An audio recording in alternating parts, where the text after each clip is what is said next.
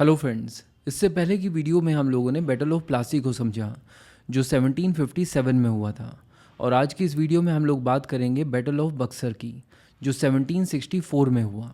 और battle of Buxar को समझने के लिए हमें 1757 से लेकर 1764 तक के सभी इवेंट्स को डिटेल में समझना होगा। तो चलिए शुरू करते हैं। हम लोगों ने देखा था कि 1757 में बैटल ऑफ प्लासी के बाद मीर जाफ़र को बंगाल का नवाब बना दिया गया। और क्योंकि मीर जाफ़र को बंगाल का नवाब ब्रिटिश ईस्ट इंडिया कंपनी ने ही बनाया था, इसीलिए Mir Jafar British East India Company के हाथों में कठपुतली की तरह काम कर रहा था। कहा जा सकता है कि ये वो समय था जब बंगाल की हर एक policy British East India Company के इशारों पर तय हो रही थी। इसी के चलते बंगाल का पूरा खजाना ब्रिटिश ईस्ट इंडिया कंपनी की तरफ फ्लो हो रहा था।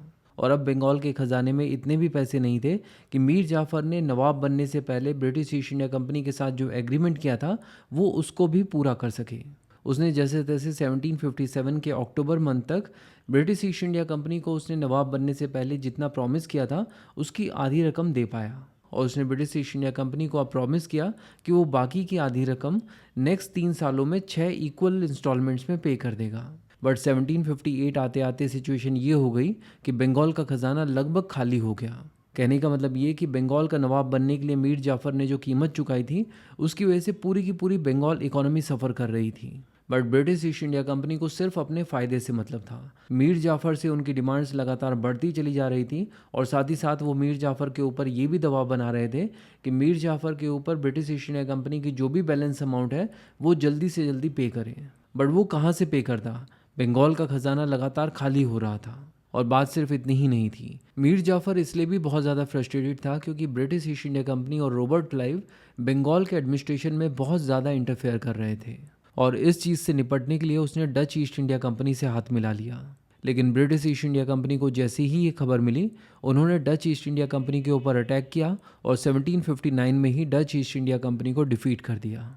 तो अब मीर जाफ़र के पास कोई भी ऐसा ऑप्शन नहीं था जिसके थ्रू वो ब्रिटिश ईस्ट इंडिया कंपनी के चंगुल से बाहर निकल सके। यानी अगर ब्रिटिश ईस्ट इंडिया कंपनी के पर्सपेक्टिव से देखा जाए तो 1760 तक सिचुएशन ये हो गई थी कि ब्रिटिश ईस्ट इंडिया कंपनी के सामने बंगाल में कोई भी चैलेंज नहीं था। और यही वो समय था जब रॉबर्ट क्लाइव ने बंगाल के गवर्नर के पद से रिज़ाइन कर दिया। पैसा वो ऑलरेडी बहुत ज़्यादा कमा ही चुका था, तो अब वो यहाँ से रिज़ाइन करके सीधा लंदन चला गया। और उनके बाद बंगाल का नया गवर्नर बनाया गया हेनरी वेंसिट्रेट को, जो 1760 से लेकर 1765 तक गवर्नर रहे। वेंसिट्रेट ने गवर्नर बनने के बाद मीर जाफ़र के ऊपर बहुत ज़्यादा प्रेशर बनाया और बोला कि नवाब बने हुए 3-4 साल हो गए यार, अपना हिसाब किताब पूरा करो। लेकिन इस बार मीर जाफ़र ने अपने हाथ खड़े कर दिए। उसने साफ साफ बोल दिया कि पैसे हैं ही नहीं, मैं ब्रिटिश ईस्ट इंडिया कंपनी का जो बकाया पैसा है वो दे ही नहीं पाऊंगा, आई एम सॉरी। ऐसे में हेनरी वेंसिट्रेट ने बंगाल काउंसिल की एक मीटिंग बुलाई जहाँ पर ये डिस्कस हुआ कि यार ये तो पैसे देने से मना कर रहा है, ये तो बिल्कुल ही इनकॉम्पिटेंट रूलर है, तो क्या किया जाए इसका। और अल्टीमेटली बंगाल काउंसिल की इस मीटिंग में ये फैसला हुआ कि अगर ये अपने एग्रीमेंट को पूरा ही नहीं कर पा रहा है तो इसे हटाओ और इसकी जगह किसी दूसरे इंसान को नवाब बनाओ। तो इस तरह की स्थिति में ब्रिटिश ईस्ट इंडिया कंपनी ने अब इस चीज़ को देखना शुरू किया कि मीर जाफ़र के दरबार में ऐसा कौन सा इंसान है जिसे बंगाल का नेक्स्ट नवाब बनाया जा सकता है। और अल्टीमेटली जो नाम सामने आया वो था मीर कासिम का, जो कि मीर जाफ़र का ही दामाद था और उस समय बंगाल की आर्मी का कमांडर इन चीफ भी। ब्रिटिश ईस्ट इंडिया कंपनी ने बिना समय गंवाए मीर कासिम के साथ एक सीक्रेट ट्रीटी साइन कर ली। इस सीक्रेट ट्रीटी में ये तय हुआ कि British East India Company Mir Qasim को बंगाल का नेक्स्ट नवाब बनाने में हेल्प करेगी और नवाब बनने के बाद मीर कासिम सबसे पहले तो वो हिसाब किताब चुकता करेगा जो ब्रिटिश ईस्ट इंडिया कंपनी का मीर जाफ़र के ऊपर बकाया है। इसके अलावा बंगाल की कुछ एडिशनल टेरिटरीज़ जैसे बुर्दवान, मिदनापुर और चित्तगोंग, इन टेरिटरीज़ को वो ब्रिटिश ईस्ट इंडिया कंपनी को देगा। इसी के साथ साथ ये भी तय हुआ कि ब्रिटिश ईस्ट इंडिया कंपनी के सदर्न इंडिया के अंदर जो वॉर एफर्ट्स हैं उसमें ब्रिटिश ईस्ट इंडिया कंपनी की मदद के लिए नवाब बनने के बाद Mir Qasim British East India Company को फाइनेंशियली हेल्प करेगा। इसके अलावा इस ट्रीटी में एक और ख़ास बात तय की गई। कहा गया कि सिलेट, जो कि आज की डेट में बांग्लादेश में है, वहाँ पर चूने के ट्रेड से जो भी बंगाल को प्रॉफिट होता है उसका 50% प्रॉफिट बंगाल को ब्रिटिश ईस्ट इंडिया कंपनी के साथ शेयर करना होगा। मीर कासिम से इन सभी शर्तों को तय करने के बाद ब्रिटिश ईस्ट इंडिया कंपनी ने मीर जाफ़र के ऊपर दबाव बनाना शुरू किया और कहा कि अब आप नवाब के पद से हटो और मीर कासिम को बंगाल का नया नवाब बनने दो। मीर जाफ़र के पास वैसे भी कोई ऑप्शन नहीं था, तो वो रिटायर हो गया और ब्रिटिश ईस्ट इंडिया कंपनी की प्रोटेक्शन में कलकत्ता में जाकर रहने लगा। और उसकी जो पेंशन थी वो ब्रिटिश ईस्ट इंडिया कंपनी ने ऑलरेडी तय कर दी थी, जिसे बंगाल को पे करना था। चलिए अब फोकस करते हैं बंगाल के नए नवाब मीर कासिम के ऊपर, जिसका रूल बंगाल में 1760 से लेकर 1763 तक चला। तो इवन दो मीर कासिम को ब्रिटिश ईस्ट इंडिया कंपनी ने ही बंगाल का नवाब बनने में मदद की थी, लेकिन वो एक बहुत ही कैपेबल लीडर था और वो मीर जाफ़र की तरह ब्रिटिश ईस्ट इंडिया कंपनी के हाथों में कठपुतली बनकर नहीं रहना चाहता था। और इसीलिए बंगाल का नवाब बनने के बाद उसने सबसे पहला काम ये किया कि उसने ब्रिटिश ईस्ट इंडिया कंपनी के साथ जो भी एग्रीमेंट किया था वो एज इट इज़ फुलफ़िल कर दिया। यानी कंपनी का अब कोई भी ऑब्लिगेशन उसके ऊपर नहीं था और कंपनी उसके ऊपर अननेसेसरी दबाव नहीं बना सकती थी। और इसके बाद उसने बंगाल के ऊपर as a sovereign ruler rule करना शुरू किया। और ये जो पीरियड है 1760 से लेकर 1763 तक का, इस दौरान मीर कासिम ने बंगाल के अंदर कई सारे एडमिनिस्ट्रेटिव, मिलिट्री और फाइनेंशियल रिफॉर्म्स किए। तो चलिए समझने की कोशिश करते हैं कि बंगाल की बेहतरी के लिए मीर कासिम ने बंगाल के अंदर कौन कौन से रिफॉर्म्स किए। शुरुआत करते हैं एडमिनिस्ट्रेटिव रिफॉर्म्स से। तो सबसे पहले तो आप यहाँ पर मैप में बंगाल के टेरिटोरियल एरिया को देख सकते हो। आप देख सकते हो कि उस समय बंगाल का जो टेरिटोरियल एरिया था उसमें आज का बिहार, झारखंड, उड़ीसा, वेस्ट बंगाल और बांग्लादेश शामिल था। इसी के साथ साथ आप यहाँ पर कलकत्ता की लोकेशन को भी देख सकते हो और ये भी देख सकते हो कि उस समय जो बंगाल की कैपिटल थी यानी मुर्शिदाबाद, वो कलकत्ता से मात्र 200 किलोमीटर्स दूर थी। और मीर कासिम का मानना था कि अगर बंगाल के एडमिनिस्ट्रेशन में ब्रिटिश ईस्ट इंडिया कंपनी के हस्तक्षेप को कम करना है तो बंगाल की कैपिटल कलकत्ता से ज़्यादा दूर होनी चाहिए। और इसीलिए उसने बंगाल की कैपिटल मुर्शिदाबाद से शिफ्ट करके मुंगेर कर दी। ये जो जगह है मुंगेर, ये बेसिकली आज की डेट में बिहार में है, लेकिन लगभग बंगाल और बिहार के बॉर्डर पर ही है। अंग्रेज़ इस जगह को मोंग्यार बोलते थे और ये जगह कलकत्ता से लगभग 450 किलोमीटर्स दूर थी। बंगाल की कैपिटल ट्रांसफ़र करना मीर कासिम का एक बहुत ही स्ट्रेटेजिक स्टेप था।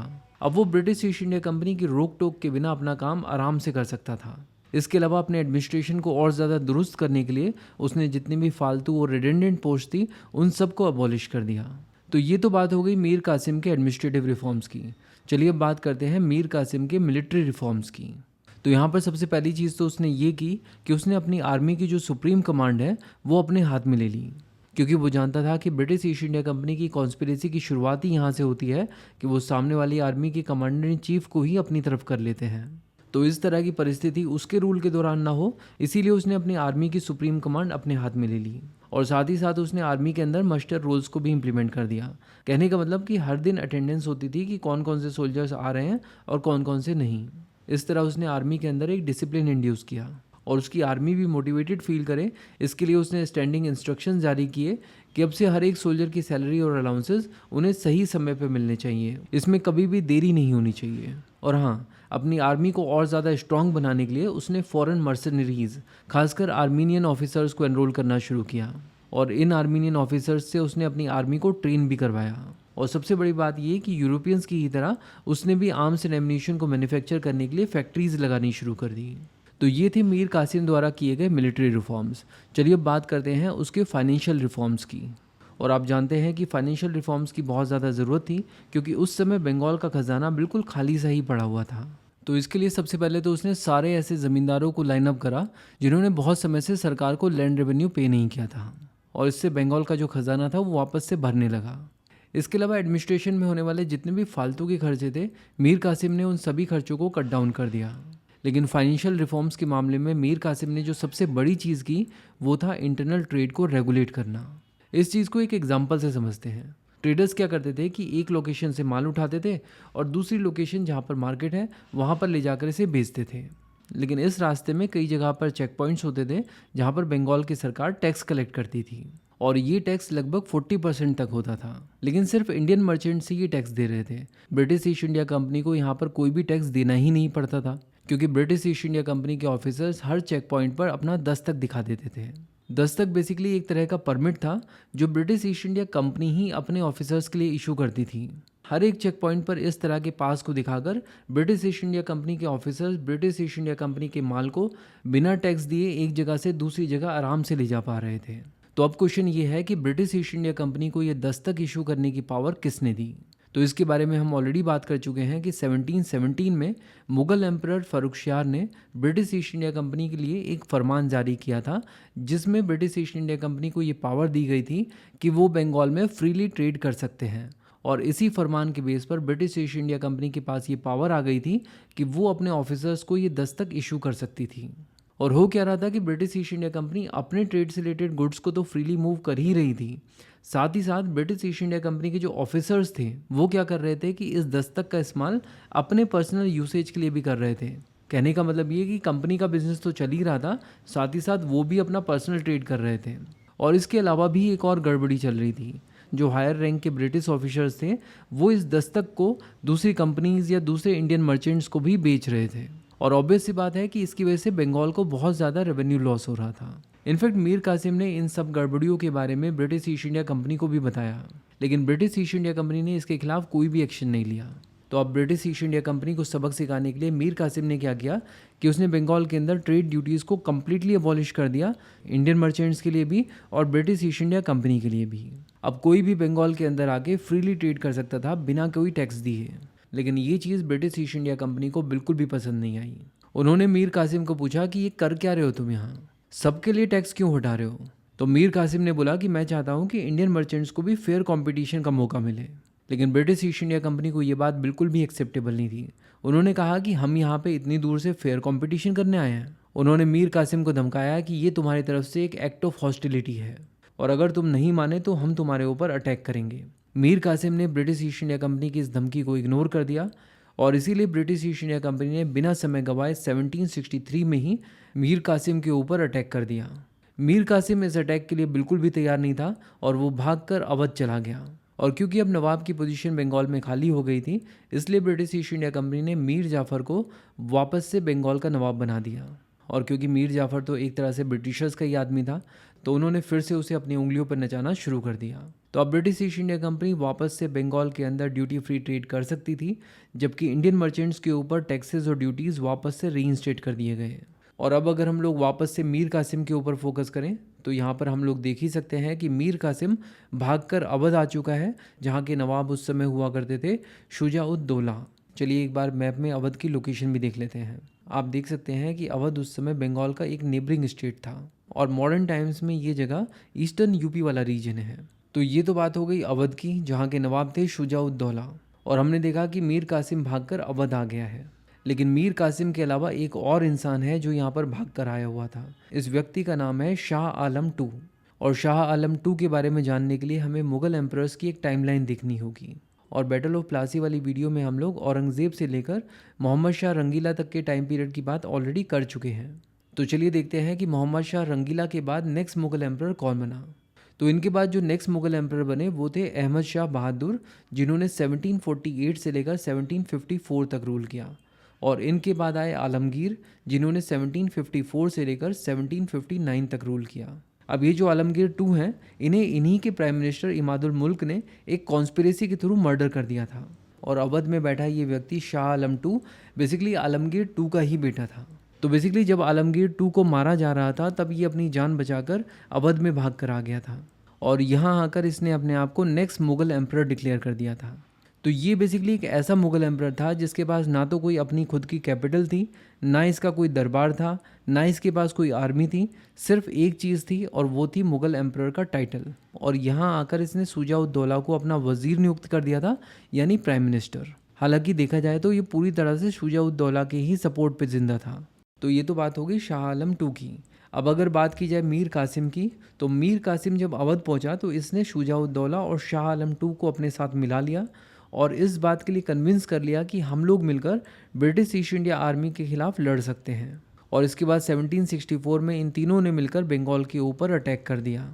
इनकी फ़ौज को आते हुए देख ब्रिटिश ईस्ट इंडिया कंपनी भी इनकी ओर बढ़ी और जिस जगह पर इन दोनों की आर्मीज़ आमने सामने आकर खड़ी हुई वो जगह थी बक्सर। और इसीलिए यहाँ पर ये जो बैटल हुई इसे कहा जाता है बैटल ऑफ बक्सर 1764।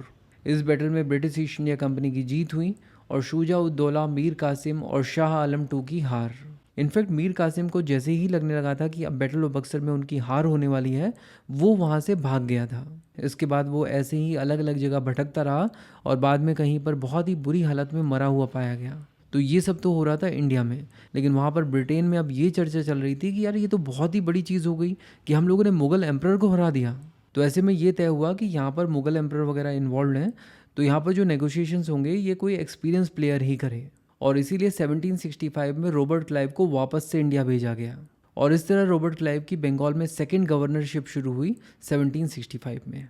और 1765 में ही इन्होंने शुजा-उद-दौला और शाह आलम II, जो कि मुग़ल एम्परर थे, उनके साथ ट्रीटी ऑफ इलाहाबाद साइन कर ली। और इस ट्रीटी के नेगोशिएशन की शुरुआत इन्होंने कुछ इस तरह से की कि इन्होंने सबसे पहले कहा कि आप दोनों के लिए मेरे पास कुछ गुड न्यूज़ हैं और कुछ बैड न्यूज़। चलिए शुरुआत करते हैं गुड न्यूज़ से। इन्होंने शुजा-उद-दौला को कहा कि आपके लिए गुड न्यूज़ ये है कि आप अभी भी अवध के नवाब ही रहेंगे। और शाह आलम II को कहा कि आपके लिए गुड न्यूज़ ये है कि हम आपको रिकॉग्नाइज़ करते हैं कि आप ही मुग़ल एम्परर हैं। तो शाह आलम II ने कहा कि इसमें कौन सी गुड न्यूज़ है यार, ऐसे तो मुग़ल एम्परर बन के मैं बहुत पहले से घूम रहा हूँ, लेकिन मेरे पास ना पैसे हैं और ना ही मेरे पास रहने की जगह। तो रॉबर्ट क्लाइव ने कहा कि यार पूरी बात सुनो पहले, हम आपको सिर्फ ऐसे ही मुग़ल एम्परर नहीं बना रहे हैं, हम आपको 26 लाख रुपए भी दे रहे हैं। और शुजा-उद-दौला को बोला कि तुम अपनी इलाहाबाद और कारावली जो जगह है वो मुग़ल एम्परर को सरेंडर करो यार, ये मुग़ल एम्परर है यार, कब तक दूसरों के टुकड़ों पे पलेगा, इसको अपनी जगह चाहिए। इसके बाद रॉबर्ट क्लाइव ने शाह आलम II को बोला कि ये जो 26 लाख रुपए हम लोगों ने आपको दिए हैं ये कोई फ्री में नहीं दिए हैं, इसके बदले आप एक फरमान जारी करो कि अब से बंगाल, बिहार और उड़ीसा के रीजन की दीवानी rights British East India Company के होंगे। इसका मतलब ये कि बंगाल, बिहार और उड़ीसा से टैक्स कलेक्शन की पूरी जिम्मेदारी अब सिर्फ और सिर्फ ब्रिटिश ईस्ट इंडिया कंपनी की होगी। इसके बाद रॉबर्ट क्लाइव ने शुजा-उद-दौला से वॉर इंडेमनिटी के रूप में 50 लाख रुपए भी ले लिए और शुजा-उद-दौला के साथ एक ऑफेंसिव डिफेंसिव अलायंस भी साइन कर लिया। तो ये थी details battle of Buxar and treaty of Allahabad 1765 की। यूपीएससी के लिए इंडियन हिस्ट्री, इंडियन पॉलिटी और इंडियन इकोनॉमी को डिटेल में कवर करने के लिए बुक्सतावा की प्लेलिस्ट को फॉलो कीजिए। Thank you so much for watching and supporting बुक्सतावा।